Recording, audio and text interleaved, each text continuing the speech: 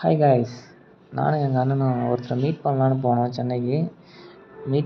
அவரை மீட் பண்ணது என்னமோ 1/2 தான். பீச்சை போய் சுற்றி பார்த்தது ஒரு 4 ஹவர்ஸுக்கு போய் சுற்றி பார்த்துட்டு இருந்தோம். இப்போ தான் ஃபஸ்ட் டைம் மெரினா பீச்சுக்கு போனேன். சும்மா வேறு லெவலில் இருந்துச்சு காய்ஸ். அங்கே ஒரே அட்ராசிட்டி பண்ணிகிட்டு இருந்தோம். நீங்களே பாருங்களேன், நம்மளுக்கு பிடிச்ச கட்சியும் சரி, நம்மளுக்கு பிடிச்ச கிரிக்கெட் பிளேயரும் சரி, எல்லார் பேரையும் போட்டு எழுதி மாஸ் பண்ணிகிட்டு இருந்தோம் காய்ஸ்.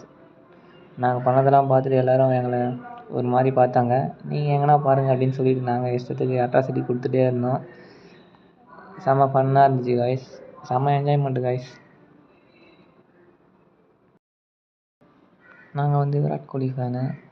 அது அவர் பேரை வச்சு ஃபுல்லாக எழுதிட்டு இருந்தோம். எல்லோரும் ஒரு மாதிரி பார்த்துட்டே இருந்தானுங்க, யாரா இவனுங்க இவ்வளோ வெறி பிடிச்ச கோலி ஃபேனாக இருக்கானுங்க அப்படின்னு சொல்லிட்டு.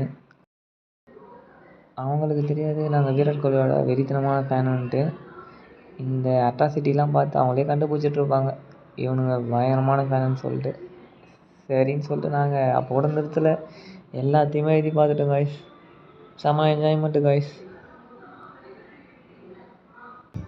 இதில் மாரல் ஆஃப் தி ஸ்டோரி என்னென்னா, தமிழ்நாட்டில் ஏகப்பட்ட டூரிஸ்ட் இடம் இருக்குது காய்ஸ். அதெல்லாம் போயிட்டு ஒரு நாள் போய் பார்க்கறதுக்கு வாய்ப்பே இல்லை. நீங்கள் எதுனா ஒர்க் விஷயமா எங்கன்னா போனீங்கன்னா அதை சுற்றி இருக்கிற டூரிஸ்ட் பிளேஸையும் சேர்த்து பார்த்துட்டு வந்துடுங்க. அப்படி பார்த்தா தான் தமிழ்நாட்டில் இருக்கிற டூரிஸ்ட் பிளேஸ்லாம் பார்த்து முடிக்க முடியும். ஓகேவா காய்ஸ்? நீங்கள் இந்த மாதிரியே ட்ரை பண்ணுங்கள், செம்ம ஜாலியாக இருக்கும்.